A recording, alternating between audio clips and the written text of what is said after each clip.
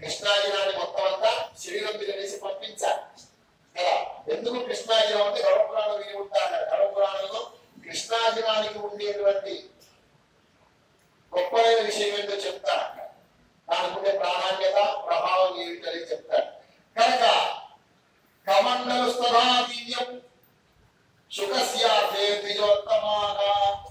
ఓ శౌనకాదృశులారా, అంతరిక్షం నుంచి దేవతలు ఒక దండాన్ని పంపించారు. అంతేకాకుండా కృష్ణాజినాన్ని పంపించినారు.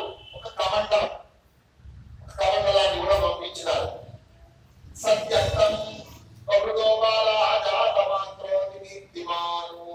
రోజు రోజుకి దీప్తిమంతమవుతూ అలా పెరుగుతూ ఉన్నాడు శుకుడు. పెరిగిన తర్వాత బృహస్పతి దగ్గర శుకేతి నామపుత్రస్య చకారముని సత్తమః శుకుడు అని పేరు పెట్టుకున్నాడు. వ్రతాని బ్రహ్మచర్యస్య చకార విధిపూర్వకము అన్ని చేసినాడు. ఇవన్నీ అయిపోయిన తర్వాత బృహస్పతి దగ్గరికి వెళ్ళినాడు. వెళ్ళి అనేకమైనటువంటి విద్యాబుద్ధులు నేర్చుకున్నాడు. నేర్చుకుని పెద్దవాడై వచ్చాడు. విద్యా సమావర్తనం కూడా పూర్తయింది. సమావర్తనం అంటే విద్యాబుద్ధులు పూర్తయిన తర్వాత గురువు గారికి దక్షిణ సమర్పించి ఆయన ఆజ్ఞ తీసుకుని గార్హస్థ్యంలోని బ్రహ్మచర్యాన్ని విడిచిపెట్టి గార్హస్థ్యంలోకి ప్రవేశించాలి. వేదవ్రత చతుష్టయం అంటాం కదా మనం, పూర్వంలో చేసేవాళ్ళు. ఈ మధ్య చేస్తున్నారు, మళ్ళీ మొదలైంది. కొంతమంది పెద్ద వేద పండితుల యొక్క ప్రేరణ వల్ల ఇవన్నీ మళ్ళీ మొదలవుతూ ఉన్నాయి. ఇప్పుడే అది కూడా కొంచెం మంచి ధర్మమే. కనుక అలా సమావర్తనం జరిగింది.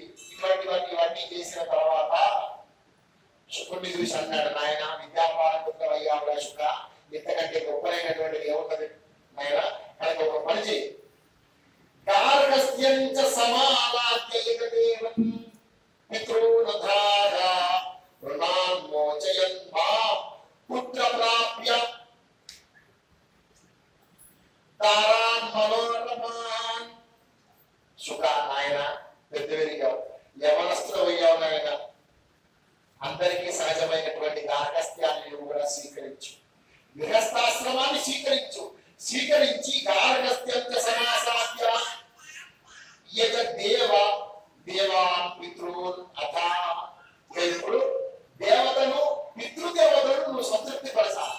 సంతృప్తి పరచాలంటే నువ్వు గార్హస్థ్యాన్ని తీసుకోవాలి, గృహస్థాశ్రమాన్ని స్వీకరించాలి. కనుక నాయన రుణాన్ మోచయన్నాం.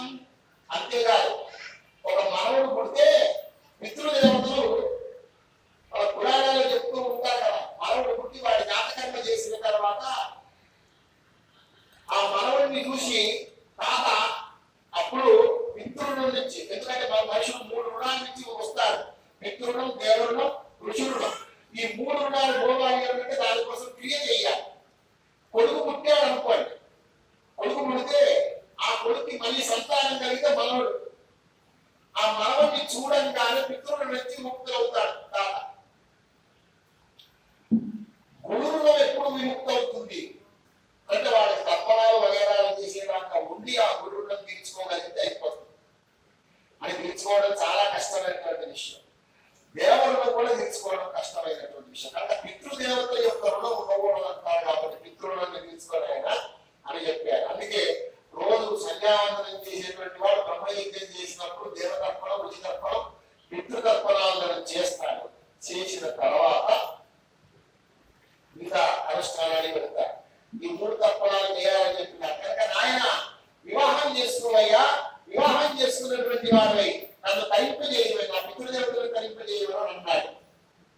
కృత్వాశ్రమం పుత్ర సుఖినౌ గురుమాం శుభా ఆశా మే మహతీ పుత్ర పూర్యస్వ మహామతే. సుఖ ఇంట్లో గోడలు తిరుగుతూ ఉంటే ఎంత ఆనందం. హాయిగా ఛాయ్ పెట్టు, గ్లాసు ఛాయ్ తాగుతారట అని అంటే పాపం ఆ చిన్న కూడా ఛాయ్ ఇచ్చిపోతుంది. మంచినీళ్ళు అంటే మామయ్య కోరంట తీసుకొచ్చి మంచినీళ్ళు ఇస్తుంది. మనకేం సంబంధం లేదు, మనం ఊరికి అట్లా ఫోన్ మాట్లాడుకుంటూ కూర్చోవచ్చు. ఎంత ఆనందంగా ఉంటుంది అట్లా. కనుక కోడలు ఉంటే ఇంట్లో వేరే ఉంటుంది కదా ఆయన. ఆ కోడలు ఉంటే రోజు అల్లం పచ్చడి చేయమను, ఇంకే పచ్చడి చేయమను అడుగుతాము. హాయిగా వండి పెడతాను. నాకు ఏం బాగా నాకే బాగా లేదు. ఆ దుర్గాచి నడుచుకుని తలుచుకుని పడిపోయింది.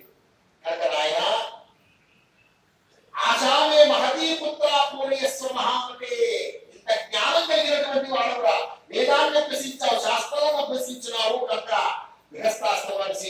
ఉన్నారు అని చెప్తున్నాడు. తపస్తత్వ మహాఘోరం ప్రాప్తోసి స్వయమయో